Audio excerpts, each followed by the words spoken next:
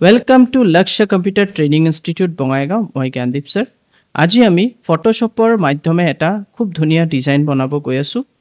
আজিৰ যোনটো ডিজাইন এটো এটা ন্যাচাৰাল ডিজাইন আমি ট্ৰাই কৰিম বনাব কাৰণে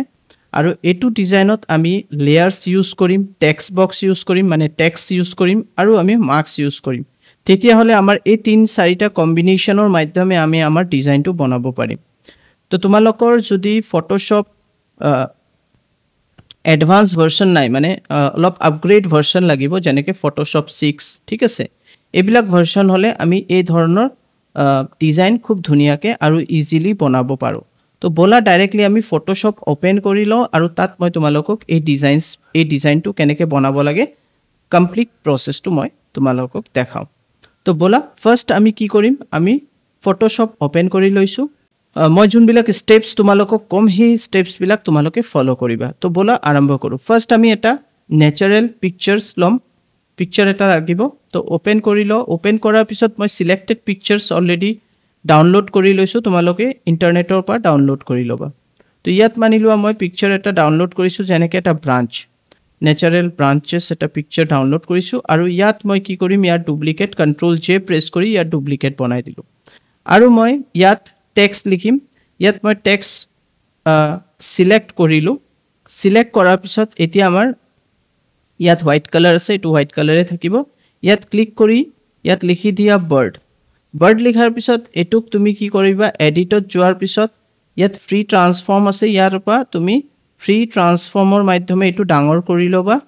ভালকে এটো পাৰফেক্টলি ডাঙৰ কৰি লবা যিমান তোমাৰ দৰকাৰ ঠিক আছে তাৰ পিছত তুমি এন্টাৰ কৰি দিবা তো আমি আৰু ডাঙৰ কৰিব পাৰো এজ ইউ উইশ তুমি কৰিব যদি বিচাৰিছে কৰি লোৱা কোনো অসুবিধা নাই তো মই আৰু অলপ ডাঙৰ কৰি ললো আৰু সেট কৰি দিও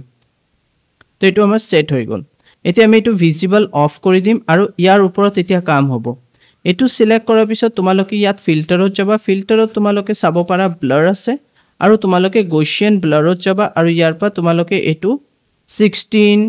তোমাৰ ওপৰত কথা তুমি বেছিও দিব পাৰা ব্লাৰনেস টু या फिर তুমি কমাব পাৰা মই এটা লাইট হালকা ব্লাৰনেস দি দিছো ঠিক আছে মানে ব্লাৰনেস টু পুৰা থাকিব কিন্তু অলপ অলপ বুজা যাব যে কি আছে ব্যাক সাইডত তো মই আৰু অলপ কমাব পাৰো কিন্তু অলপ মই বঢ়াই দিও তেতিয়া হলে আমি ফোকাস কৰিব পাৰিম আমাৰ যোনটো ৰিয়েল অবজেক্টৰ ওপৰত তো এটো আমি ওকে কৰি দিলো ব্যাকগ্ৰাউণ্ডটো আমাৰ এনেকাই থাকিব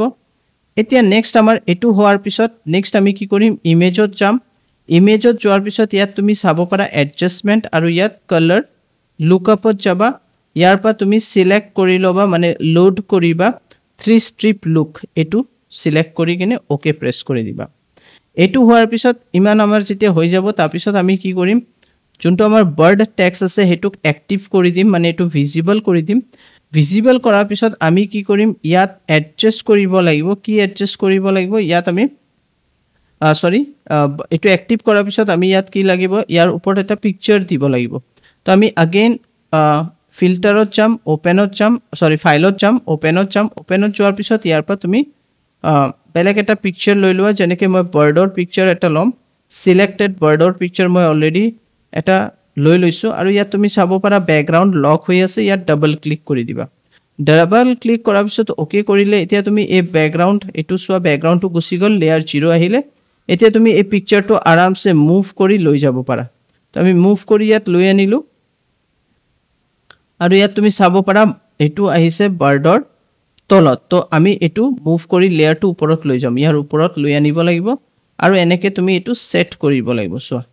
তো এনেকে তোমালোকে সেট কৰি লবা আৰু যদি অসুবিধা পাইছা এই অপেসিটি কমাই দিব পাৰা এনেকে তুমি হালকা কমাই দিলা আৰু এডজাস্ট কৰি লবা এনেকে এবাৰ যেতিয়া তুমি এডজাস্ট কৰি লবা তাৰ পিছত তুমি এন্টাৰ প্ৰেছ কৰি দিবা এন্ড দেন ৰাইট ক্লিক কৰি ইয়াত তুমি চাব পাৰা ক্লিপিং ক্ৰিয়েট ক্লিপিং মাৰ্কস এটোত ক্লিক কৰি দিবা ক্লিপিং মাৰ্কসৰ পিছত অপেসিটি কমপ্লিটলি বঢ়াই দিবা 100% কৰি দিবা আৰু এটো যে আছে তোমাৰ এটো সিলেক্ট কৰি ইয়াৰ কপি এটা বনাই লবা ঠিক আছে তো এটো কেনেকে কপি বনাবা ইয়াত সিলেক্ট কৰিলা এন্ড কন্ট্ৰোল জে প্ৰেছ কৰিলে ইয়াৰ এটা কপি হৈ গল কপি হোৱাৰ পিছত এতিয়া আমাৰ যোনটো বস্তু মানে যোনটো আমাৰ লিখা আছে বাৰ্ডৰ ওপৰত আমি শো কৰিব বিচাৰিছো ভালকে হেতু কাৰণে আমি কি কৰিম ইয়াত আমি সিলেক্ট কৰি লম আমি ইয়াত কুইক সিলেকশন টুল या फिर তুমি এটু সিলেক্ট কৰি লোৱা লেয়াৰ লেজাৰ টুল সিলেক্ট কৰিব পাৰা লেজাৰ টুলটো সিলেক্ট কৰাৰ পিছত তুমি কন্ট্ৰোল প্লাস প্ৰেছ কৰিবা কন্ট্ৰোল প্লাস প্ৰেছ কৰাৰ পিছত তোমাৰ যিমান দৰকাৰ হিমান লকে তুমি এনেকে সিলেক্ট কৰি লবা এনেকে লাহে লাহে লাহে লাহে মই চোৱা এনেকে সিলেক্ট কৰি আছো তো এনেকে মই এটু সিলেক্ট কৰি ললো ইয়াত চাব পাৰা এটু মই বঢ়ি আছে এনেকে যিমান মোৰ দৰকাৰ হিমান মই সিলেক্ট কৰি আছো তো মোৰ ইমান লকে লাগে বাস ইমান লকে মই সিলেক্ট কৰি কিনে কমপ্লিট মই সিলেকশন টুলৰ মাধ্যমে কমপ্লিট সিলেক্ট কৰি ললো এটো হৈ গল এটো হোৱাৰ পিছত আমি কি কৰিম এটো আমাৰ হৈ গল এতিয়া আমি ইয়াৰ মাৰ্কসিং বনাই লম ইয়াত ক্লিক কৰিবা ইয়াৰ এটা মাৰ্কস হৈ গল সো মাৰ্কস আহি গল ইয়াত মাৰ্কস আহাৰ পিছত আমি টেক্সটটো সিলেক্ট কৰিম তাৰ পিছত আমি কন্ট্ৰোল ইয়াত ক্লিক কৰি দিবা তো কি হ'ব এই কমপ্লিট বস্তুটো সিলেক্ট হৈ গল মানে আমাৰ যোনটো বাৰ্ড আছে হেতু সিলেক্ট হৈ গল তাৰ পিছত আমি ইয়াৰ পা সিলেক্ট কৰিম আমি ব্ৰাশ সিলেক্ট কৰিম আৰু এই বস্তুটো যে আছে কালাৰটো এটো ব্ল্যাক কৰি দিবা ব্ল্যাক কৰিলে মাৰ্কসিংৰ ওপৰৰ পা আমি বস্তুটো মানে যোনবিলাক আননেসেসাৰি মানে তোমাৰ পিকচাৰ্স আছে হেতু আমি ডিলিট কৰিব পাৰিম আচ্ছা ইয়াত ক্লিক কৰিব লাগিব আদাৰৱাইজ তুমি নোৱাৰিবা দেন আমি কন্ট্ৰোল নহয় ইনসাৰ্টত গৈ কিনে আমি ইনভাৰ্স কৰি লম ইনভাৰ্স কৰাৰ পিছত আমি এতিয়া এবিলাক ডিলিট কৰিব পাৰিম ঠিক আছে তো লাহে লাহে লাহে লাহে আমি এবিলাক ডিলিট কৰি আছো মানে আননেসেসাৰি এৰিয়া বিলাক আমি ডিলিট কৰি দি আছো এনেকে চাব পাৰা খুব ধুনিয়াকে জুম কৰিব পাৰা তুমি জুম কৰিও ডিলিট কৰিব পাৰা ওকে সো আমি এই আননেসেসাৰি পাৰ্টস বিলাক ডিলিট কৰি আছো বেছি গলে কিন্তু আকৌ তোমাৰ বাৰ্ডৰ তাতো ডিলিট হ'ব পাৰে সো আমি পুৰা ফোকাস কৰি আছো তুমি চাব পাৰা আমি পুৰা ফোকাস কৰি কিনে ডিলিট কৰি আছো ওকে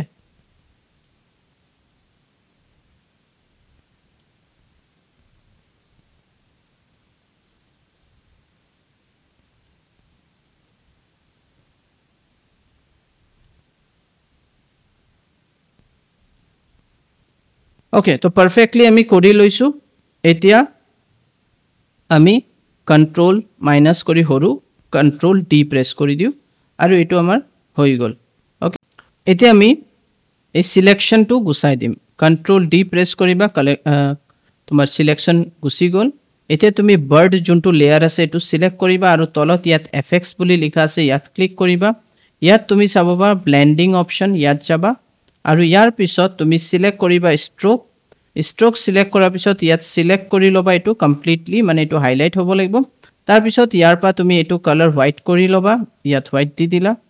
এন্ড ওকে প্ৰেছ কৰি কিনে এটো স্লাইটলি সাইজটো অলপ বঢ়াই দিবা হালকা আৰু বাদ বাকি এটো 100% থাকিব এটো আমাৰ আউটসাইড থাকিব পজিশন ইনসাইড দিব পাৰা আমি আউটসাইড দিম এন্ড নৰমাল থাকিব বাস ইমান কৰাৰ পিছত তুমি এটো ওকে প্ৰেছ কৰি দিবা আৰু তোমাৰ এটো পারফেক্টলি আহি গল ঠিক আছে তো এটো এটা খুব ধুনিয়া ডিজাইন খুব পারফেক্টলি আমি ফটোশপত কৰিব পাৰো সো আশা কৰো যদি তোমালোকে আমাৰ এই ভিডিওটো ভাল পাইছা আৰু বুজি পাইছা প্লিজ লাইক কৰিবা শেয়াৰ কৰিবা কমেন্ট কৰিবা তো আমাৰ চেনেলৰ নাম হল লক্ষ্য অনলাইন ট্ৰেইনিং আৰু আমাৰ ফেসবুক পেজ যোনটো আছে হেতু হল Lakshya institute thank you bye bye take care